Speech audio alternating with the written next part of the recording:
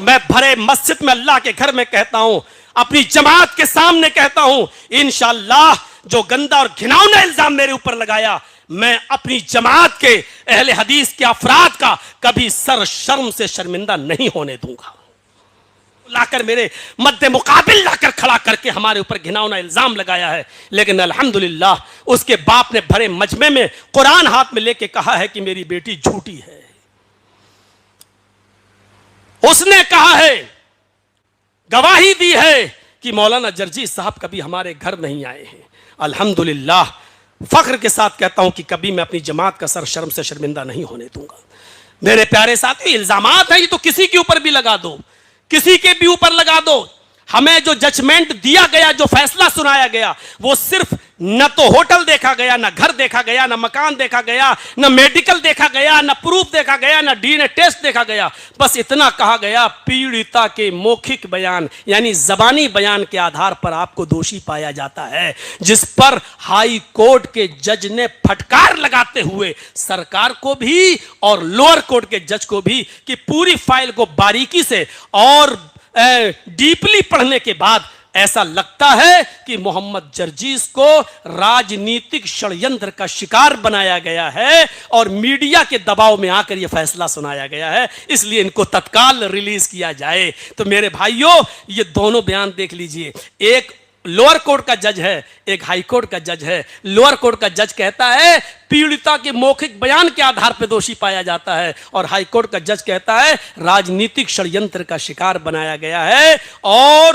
Media کے دشپرچار کی وجہ سے لوئر کورٹ کے جج نے ان کو سزا سنائی ہے. تتکال یہ آرڈر, تتکال امیڈیٹلی ان کو رہا کیا جائے. 3 تاریخ کو ہماری بیل ہوتی ہے اور 4 تاریخ کو ہم باہر کر جاتے ہیں. میرے بھائیوں, یہ دور آئیں گے, توحید کی دعوت دو گے تو یہ آپ سوچو کہ ہم کو لڈو اور گلاب جامن ملتے رہیں اور توحید کی دعوت, یہ نہیں ہو سکتا ہے. حق بات کہنا ہے تو ڈنکے کی چوٹ پہ کہیے, امام مالک رحمۃ اللہ علیہ کی طرح. جو آج سعودیہ میں جاتے ہو, جو آج دیکھتے ہو بہت سے لوگ ہاتھ چھوڑ کے نماز پڑھتے ہیں, کیوں؟ امام مالک کو کسی غریب, امام مالک کے دور میں جو بادشاہ تھا وہاں کا, اس کو کسی غریب کی لڑکی بیوی پسند آ گئی. اس نے دیکھا ہے بڑی خوبصورت ہے, اس نے اس کے شوہر سے کہا کہ اس کو طلاق دو, اس سے ہم شادی کریں گے. اس نے کہا واہ, ایسے کیسے ہو سکتا ہے, یہ ہماری بیوی ہے. علماء سے پوچھا, لوگوں نے کہا نہیں بھائی اس کی تو بیوی ہے, کیسے طلاق دے گا. انہوں نے کہا کہ ہم تمہارے پاس درہم و دینار, یہ ہر دور میں ہوا, مولوی بھی پیسوں میں بکے ہیں, یہ طبقہ بھی پیسوں میں اور درہم و دینار میں بکا ہے, اس میں کوئی تعجب کی بات نہیں ہے. جب وہ اشرفیوں کی اور درہم و دینار کی تھیلیاں پھینکی گئیں تو انہوں نے ایک مشورہ دیا کہ آپ کے پاس تو سپاہیوں کی کمی تھوڑی ہے, کسی کی تلوار اس غریب آدمی کی گردن پر رکھوا دو اور کہہ دو کہ اگر طلاق نہیں دی تو گردن اڑا دیں گے, بس مجبور ہو کے طلاق دے دے گا. ایسا ہی کیا گیا. اس غریب آدمی کی بیوی بولی نہیں, ہمارے شوہر کی گردن مت اڑاؤ. اپنے شوہر سے کہا کہ تم زندہ رہو, میرے لیے اتنا ہی کافی ہے. آج یہ تمہیں مجبور کیا جا رہا ہے تو تم چھوڑ دو, مجھے طلاق دے دو, میں دل سے تمہیں اپنا شوہر ویسے ہی مانتی ہوں, کم سے کم تم زندہ رہو گے. طلاق دے دی, تلوار اس کی گردن پر رکھی ہے. مجبوری میں اس نے دیکھا کہ بادشاہ کی طاقت تو بہت زیادہ ہوتی ہے, سپاہی اس کے انڈر میں ہوتے ہیں. مجبوری میں اس نے اپنی زبان سے کہہ دیا کہ میں نے تجھے طلاق دی. مولویوں نے فتویٰ دے دیا کہ طلاق ہو گئی. اس نے اس عورت کو عدت گزرنے کے بعد اس سے نکاح کر لیا. 6 مہینے, 8 مہینے, 10 مہینے, 1 سال اس کے ساتھ رہا.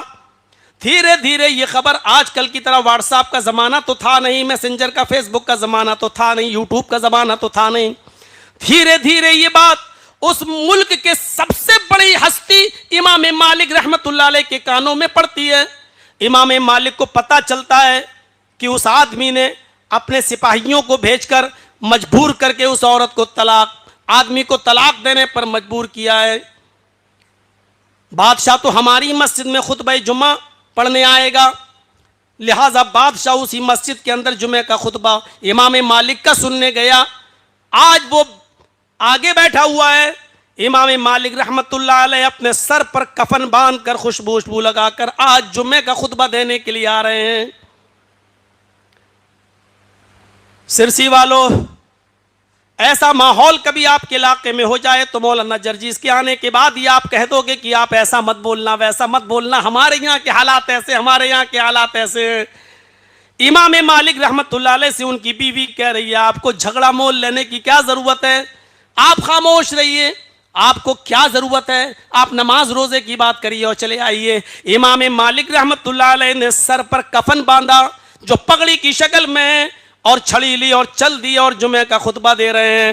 جمعے کے خطبے میں فرماتے ہیں کہ میں نے ایسا ایسا سنا ہے، اللہ کرے کہ یہ بات جھوٹ ہو، اگر یہ بات سچ ہے اور بادشاہ نے اگر کسی عورت کے شوہر کو اس کی گردن پر تلوار رکھ کر اس کو اپنی بیوی کو طلاق دینے پر مجبور کیا ہے تو یہ طلاق نہیں مانی جائے گی۔ اللہ کے نبی کا ارشاد ہے ان الطلاق المکرہ لیس بشیء، زبردستی دلوائی ہوئی طلاق طلاق نہیں ہوتی۔ اترے مسجد منبر سے، نماز پڑھائی، اپنے گھر چلے گئے۔ اس بادشاہ کے ساتھ 500 سپاہیوں کی تلواریں میان سے باہر، فوراً گھر سے اریسٹ کروا لیا گیا اور ان کے سامنے پہلے تو درہم و دینار پھینکے گئے، مسئلہ بدل دو۔ امام مالک نے فرمایا ابھی زمین کے اوپر اور آسمان کے نیچے کسی ماں نے وہ بیٹا پیدا نہیں کیا جو میرے ضمیر کو خرید سکے، جو میری انتراتما کا سودا کر سکے۔ ابھی کم سے کم اس ماں کے، اپنی ماں کے اس بیٹے کو خریدنے کے لیے دنیا کے کوئی سونے اور چاندی کے انبار ابھی پیدا ہی نہیں ہوئے، اور کوئی ایسا پیدا ہی نہیں ہوا جو مجھے خرید سکے۔ سزا کا اعلان کر دیا گیا، کوڑے ان کے اوپر برسائے گئے، اتنے کوڑے مارے گئے کہ ان کے دونوں ہاتھ شل پڑ گئے۔ نماز پڑھنے کا ٹائم ہوتا تھا، بس وہ کہتے تھے اللہ اکبر، ہاتھ اٹھتا ہی نہیں تھا، رفع الیدین نہیں کر پا رہے ہیں، ہاتھ نہیں باندھ پا رہے ہیں، اللہ اکبر۔ اسی کو کہتے ہیں اندھی عقیدت اور اندھی تقلید۔ وہ مجبوری میں ہاتھ نہیں باندھ پا رہے ہیں، آج ان کے فالوورز، آج ان کے ماننے والے کہتے ہیں میرے امام نے ہاتھ نہیں باندھے تو ہم بھی نہیں باندھیں گے، آج وہ ہاتھ چھوڑ کر نماز پڑھ رہے ہیں۔ میرے بھائیو، اسی کو کہتے ہیں کہ اندھی عقیدت۔ انہوں نے مجبوری میں نہیں باندھے، ہاتھ چل پڑ گئے، جب ہاتھ ہی نہیں اڑ رہے ہیں تو کیا کریں گے؟ میرے پیارے ساتھیو، اس کے بعد بھی چین نہیں ملا، سکون نہیں ملا۔ ان کے ہاتھوں میں ہتکڑیاں ڈال دی گئیں اور پیروں میں بیڑیاں ڈال دی گئیں، اور ان کو اونٹ کے اوپر الٹا پیٹ کے بل لٹا دیا گیا، ایسے پیروں میں بیڑیاں اور ہاتھوں میں ہتکڑیاں، اور ان کو اونٹ کے اوپر ایسے ہی بٹھا دیا گیا، اور مدینے کے بازار میں گھمایا جا رہا ہے، مدینے کی گلی گلی میں گھمایا جا رہا ہے، اس لیے کہ لوگ دیکھ لیں بادشاہ کا جو کہنا نہیں مانتا اس کو بادشاہ کتنی بڑی سزا دیتا ہے۔ اگر کسی نے بادشاہ کے خلاف آواز اٹھائی تو اس کا یہی انجام، بلکہ اس سے بھی برا انجام ہوگا۔ امام مالک کا تعارف کرایا جا رہا ہے، اس کا وزیر امام مالک کو اس حال میں اونٹ کے اوپر ڈال کر لگام کو اپنے ہاتھ میں پکڑ کر مدینے کے بازار میں گھما رہا ہے اور کہتا جا رہا ہے دیکھ لو آئے مدینے والو، دیکھ لو امام مالک کو بادشاہ کا کہنا نہ مانا، بادشاہ کی مخالفت کی تو آج بادشاہ نے اس کو یہ سزا دی ہے۔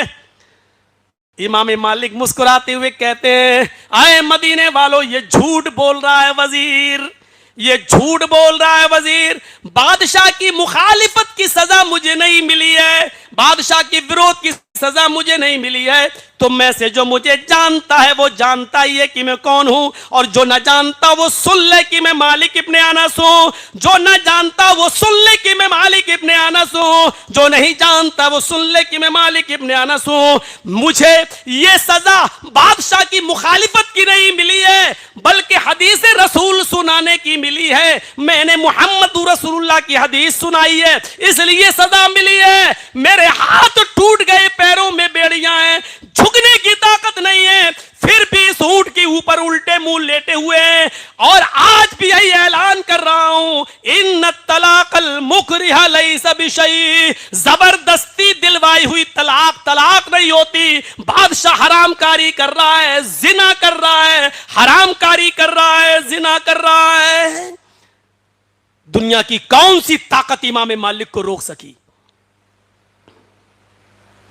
کوئی طاقت امام مالک کو نہیں روک پائی۔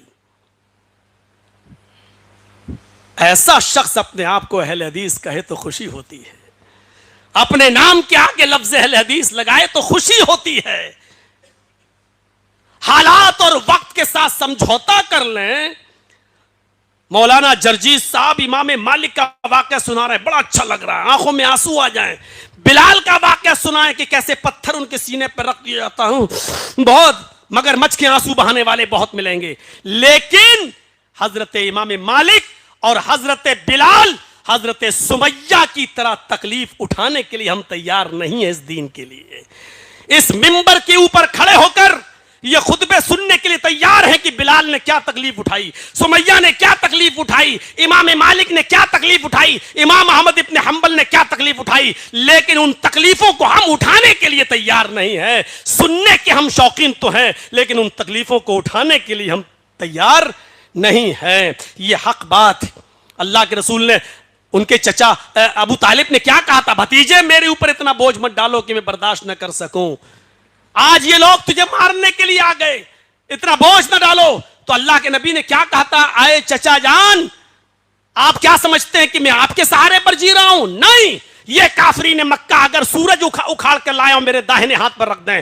اور چاند لے کر آئے اور میرے بائیں ہاتھ پر رکھ دیں، پھر بھی میں دین حق سے باز نہیں آؤں گا، حق کی دعوت دیتا رہوں گا۔ یہ تھا ایک واقعہ اور، جب حق بات بولو گے تو پریشانیاں آئیں گی، اور پریشانیاں آئیں گی تو صبر آپ کو کرنا پڑے گا۔ حضرت سمیہ کی طرح جب تک نہیں پتا تھا، بس یہ آخری واقعہ سنا کر میں جانتا ہوں عشاء کا وقت ہے، تو میرے بھائیوں حضرت سمیہ کا ایک منظر دیکھ لیجئے میرے بھائیوں، حق بات، ابو جہل کھڑا ہے، ابو لہب کھڑا ہے، اور سمیہ کے دونوں یعنی بیٹا بھی اور شوہر بھی دونوں کو سامنے کھڑا کر دیا، عمار کو اور ان کے شوہر یاسر کو، اور سمیہ کے جسم سے کپڑے اتار دیے گئے۔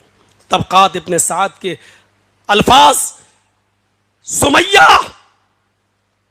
محمد کے رب پر ایمان لائی ہے، چھوڑ دے، کہتی ہے ہاشا وکلا، ہرگز نہیں، کپڑے اتار دیے، ہاتھ پیچھے سے باندھ دیے، مان جا، نہیں مانتی ہے، نیزہ لیا، نیزہ اٹھا کر شرمگاہ میں داخل کر دیا، اس طرف سے ڈالا اور اس پار نکال دیا، ہاتھ پیچھے سے بندھے ہوں۔ اس ظلم پر ہم کیا کہیں گے؟ تھوڑی سی 5 مہینے کی جیل کی سلاخوں میں پہنچ جائیں تو ہمارے منہ سے اللہ میری رہائی کا انتظام فرما دے، یا زیادہ سے زیادہ لا الہ الا انت سبحانک انی کنت من الظالمین جو یونس علیہ السلام نے مچھلی کے پیٹ میں پڑھے، آپ یہی سب دعائیں پڑھیں گے۔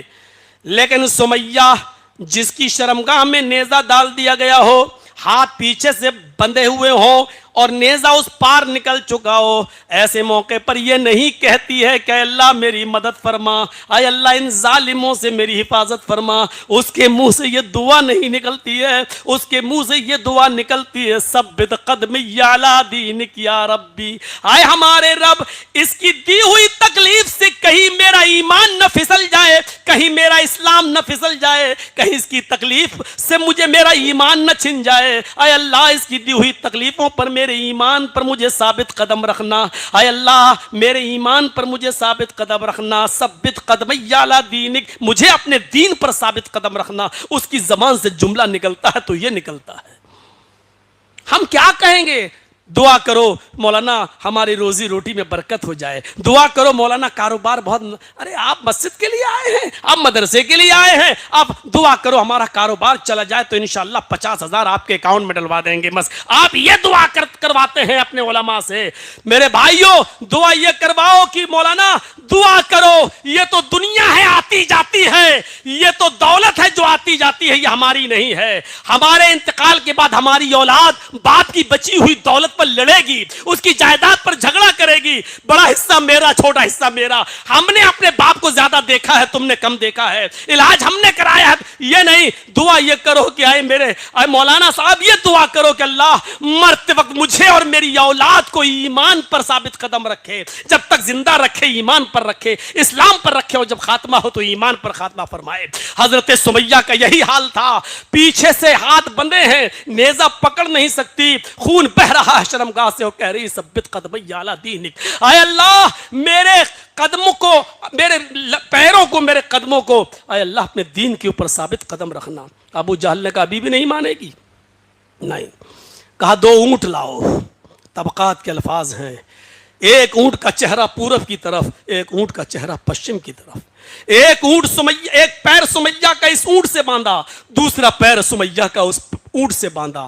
کوڑا ہاتھ میں لے کر کہا سمیہ اب اونٹوں کو کوڑا ماروں گا, ایک اونٹ پورب کی طرف بھاگے گا, ایک اونٹ پشچم کی طرف. سوچ کہ تیرے جسم کا کیا ہوگا, تیرے پیر مختلف سمتوں میں چیر دیے جائیں گے. سمیہ اپنے بیٹے کے آنکھوں میں آنسو دیکھ کر کہتی ہے بزدل مت بنو, میں عورت ہوں, مجھے ہلکی سزا دی جا رہی ہے, تم مرد ہو. اے میرے بیٹے عمار, اے میرے شوہر یاسر, تم مرد ہو سکتا ہے کہ میرے بعد تمہیں مجھ سے بھی زیادہ سخت سزا دی جائے. تم آنسو بہا رہے ہو, یہ منظر تمہیں دیکھنا پڑے گا. دیکھو عمار, تم تو میرے پیٹ سے پیدا ہوئے ہو, مجھ سے کیا پردہ. یاسر تم تو میرے ہسبینڈ ہو, مجھ سے کیا پردہ. دیکھو اتنی بڑی خطیب کوئی پیدا نہیں ہوئی خطیبہ, اپنے بیٹے کو للکار رہی ہے, اپنے شوہر کو للکار رہی ہے کہ میں عورت ہوں اس لیے ہلکی سزا دی جا رہی ہوگی, تم مرد ہو, اس سے بھی زیادہ سخت سزا کے لیے تیار رہنا. اور وہ ان دونوں کو ڈرانے کے لیے سزا دے رہا ہے. ابو جہل نے کہا کہ ارے بھاشن دینا بند کر, اسپیچ بند کر, اور بتا کہ تو محمد کے رب کو چھوڑتی ہے نہیں چھوڑتی ہے. نہ ان اونٹوں کو ماریں. آسمان کی طرف نظریں ڈالتی ہے اور ابو جہل کو چڑھاتے ہوئے کہتی ہے اے ابو جہل, اے ابو جہل, رب کعبہ کی قسم وہ جنت میں دیکھ رہی ہوں, تو نہیں دیکھ رہا. دیکھ وہ جنت میں دیکھ رہی ہوں, تو نہیں. وہ دودھ کی اور شہد کی نہریں میری نظروں کے سامنے ہیں, اس کی خوشبو میری ناک تک آ رہی ہے, تجھے نہیں دکھائی دے رہی ہے, مجھے دکھائی دے رہی ہے. ارے بار بار کیا پوچھتا ہے محمد کے رب کو چھوڑتی ہے یا نہیں چھوڑتی ہے. اے ابو جہل, کعبے کے رب کی قسم کھا کے کہتی ہوں جتنی دیر تو ان اونٹوں کو بھگانے میں لگا رہا ہے اتنی ہی دیر مجھے رب کی جنت میں جانے میں لگ رہی ہے. اے ابو جہل یہ نیک کام جلدی کر, جلدی ان اونٹوں کو کوڑے مار تاکہ رب کی جنت میں میں جلدی جا سکوں. اے میرے بیٹے عمار, اے یاسر, میں جنت کے گیٹ پر تم دونوں کا انتظار کروں گی, میرے پیچھے پیچھے چلے آنا, میرے نقش قدم پہ چلے آنا. ابو جہل نے کہا میں نے تو ان دونوں کو ڈرانے کے لیے سزا دیا, یہ تو اور اونٹوں کو مار دیا. ایک اونٹ پورب کی طرف بھاگا اور دوسرا اونٹ پشچم کی طرف. بیچ سے سمیہ کے 2 ٹکڑے ہو گئے, لیکن چہرے تک پہنچتے پہنچتے چہرہ سلامت بچ گیا, بیچ سے جسم کے 2 ٹکڑے ہو گئے. انتقال کے وقت سمیہ کی روح نکلتے وقت سمیہ کے چہرے پر مسکراہٹ تھی. طبقات ابن سعد کے الفاظ ہیں, ابو جہل سمیہ کے چہرے پر مرتے وقت مسکراہٹ دیکھ کر پتھر ہاتھ میں لے کے اپنے سر پہ مارنے لگا. لوگوں نے کہا یہ کیا کر رہے ہو؟ کہا میں ہار گیا, سمیہ جیت گئی, میں ہار گیا, سمیہ جیت گئی. مرتے وقت سب کچھ چھینا میں نے, لیکن مرتے وقت اس کے چہرے کی مسکراہٹ نہیں چھین سکا. دیکھو کیسے مسکرا رہی ہے, اس کا ہنستا ہوا چہرہ مجھے چڑھا رہا ہے. سب کچھ چھینا لیکن سمیہ کی مسکراہٹ نہیں چھین سکا. یہ جیت گئی, میں ہار گیا. یہ دردناک منظر عمار اور یاسر کی زبان سے جب اللہ کے نبی نے سنا, جمعے کے خطبے میں آپ نے اس دن بہت سے لوگوں کو جنتی بتایا. فرمایا اے لوگوں, عمار اور یاسر کی داستان سننے کے بعد میرے آنسو رک نہیں رہے ہیں. فرمایا ابو بکر تم جنت میں جاؤ گے, عمر تم جنت میں جاؤ گے, عثمان تم جنت میں جاؤ گے, علی تم جنت میں جاؤ گے. ابو بکر تم اکیلے جنت میں جاؤ گے, عمر تم اکیلے جنت میں جاؤ گے, عثمان تم اکیلے جنت میں جاؤ گے, علی تم اکیلے جنت میں جاؤ گے. اس برو یا آل يَنتَصِرْ فَإِنَّ مَوْعِدَكُمْ الْجَنَّةُ۔ اے یاسر کے گھرانے والو صبر کرو، اے یاسر کے گھرانے والو صبر کرو، تمہارا پورا خاندان ایک ساتھ جنت میں جائے گا، تمہارا پورا خاندان ایک ساتھ جنت میں جائے گا۔ اللہ کے نبی نے اس منبر پر کھڑے ہو کر عمار اور یاسر کو یہ بشارت دی کہ تمہارا پورا خاندان ایک ساتھ جنت کے اندر جائے گا۔ یہ تھا سمیہ کا حق بولنا، اور جب پریشانی آئی تو اس پر صبر کرنا۔ حق بات کہیے ڈنکے کی چوٹ پر، اور پریشانی یہ تیار رہیے، حق بات کہو اور پریشانی نہ آئے تو یہ ہو نہیں سکتا، اور جب پریشانی آئے تو اس کا مقابلہ کرو۔ ایسے بہت سے لوگ ہیں جنہوں نے اس ملک کو چھوڑ دیا ہے، ہمارے اوپر پریشانیاں نہ آئیں۔ اللہ وہ جس ملک میں بھی ہیں تو ان کی حفاظت فرما، اللہ دین کا کام وہ جہاں کر رہے ہیں تو ان کی حفاظت فرما، لیکن میں آپ سے وعدہ کرتا ہوں کہ میں اس کنٹری کو نہیں چھوڑوں گا، چاہے کتنے حالات خراب ہوں، میں اس ملک کو نہیں چھوڑوں گا۔ انشاءاللہ جہاں بھی رہوں گا حق بات کہتا رہوں گا، ادھر پہنچوں گا تو ادھر بھی کلمت اللہ کو بلند کروں گا، آزاد رہوں گا تو ادھر بھی کلمت اللہ بلند کروں گا۔ ہمیں میری ماں نے جب پیدا کیا ہے اور جب پڑھا لکھا کر اس لائق بنایا ہے تو اس کا حق میں ادا کرتا رہوں گا۔ اللہ رب العالمین میری ہمت اور حوصلے میں مزید اضافہ فرمائے، اور جب تک زندہ رکھے مجھے دین کا کام لیتا رہے۔ میرے پیارے ساتھیوں، یہ چند باتیں میں نے ایمان اور عمل صالح کے تعلق سے، حق اور صبر کے تعلق سے آپ کے سامنے رکھی ہیں۔ کل ہیرور میں بھی مولانا عبید الرحمان صاحب العصری کی زیر سرپرستی میں پروگرام ہونا ہے انشاءاللہ، کل ادھر بھی تھوڑا سا بولنا ہے، اور پھر مجھے بیزا پور کی طرف جانا ہے۔ آپ کی محبت، میں نے پورے ہندوستان میں دورہ کیا، سفر کیا، لیکن میں اللہ کے اس گھر میں ہوں، اللہ کی قسم کھا کر یہ بھی کہتا ہوں کہ جو محبت آپ نے، جو پیار آپ نے ہمارے ساتھ ہم کو دیا ہے، ایسی محبت اور ایسا پیار بہت کم جگہوں پر ملتا ہے، نہیں ملا مجھے۔ اللہ رب العالمین علماء کی عزت کرنے کی آپ کو مزید توفیق عطا فرمائے۔ کل میں نے اصلاح معاشرے پر تقریر کی تھی، آج میں نے ایمان اور عمل صالح پر۔ ایک بات نوجوانوں یاد رکھنا، آپ دین کا کام کر رہے ہو، اللہ اس کو قبول فرمائے، سیلفی لینا، فوٹو لینا، یہ چیز چھوڑ دیجیے۔ آپ جس مسلک سے جڑے ہیں وہ نہ تو ریا نمود چاہتی ہے اور نہ شہرت چاہتی ہے۔ آپ دیکھ لیجئے بہت سے ہمارے سلفی علماء ہیں، ایئرپورٹ پہ اتر رہے ہیں تو فوٹو کھینچ کے وہ اپنا ڈال رہے ہیں اپنے فیس بک پر، میں اترا، میرے دوست نماز پڑھنے جا رہے ہیں، عمرہ کرنے جا رہے ہیں تو فوٹو کھینچ رہے ڈال رہے ہیں، دیکھیے میں عمرہ کرنے جا رہا ہوں سعودی عرب۔ یہ سب ریا نمود میں آتا ہے۔ میری فیس بک شیخ جرجیس انصاری کے نام سے ہے، بہت سے لوگ فرضی بنائے ہوئے ہیں، لیکن آج تک آپ دیکھیں گے کہ میں نے نہ تو کسی جلسے کا ڈالا ہے، نہ کہیں اترنے کا ڈالا ہے، نہ کہیں جانے کا ڈالا ہے، نہ یار دوستوں کے ساتھ ڈالا ہے، کہیں نہیں۔ جیل سے نکلتے وقت ہمارے 200-300 ساتھی ہمیں لینے آئے، انہوں نے اپنے آئی ڈی پہ ڈالا ہے، لیکن ہم نے نہیں ڈالا ہے۔ نہیں، ایک بات یاد رکھیے گا، ان اشد الناس عذابا یوم القیامت المصورون، قیامت کے دن سب سے زیادہ سخت عذاب اس کو ہوگا جو دنیا میں تصویریں بناتا ہوگا۔ تصویریں بنانے کی کئی شکل ہے، پینٹنگ کی شکل میں بھی ہو سکتی ہیں، اور اس کی شکل آج موبائل کی شکل میں آ گئی۔ یہ سب ناجائز کام ہے۔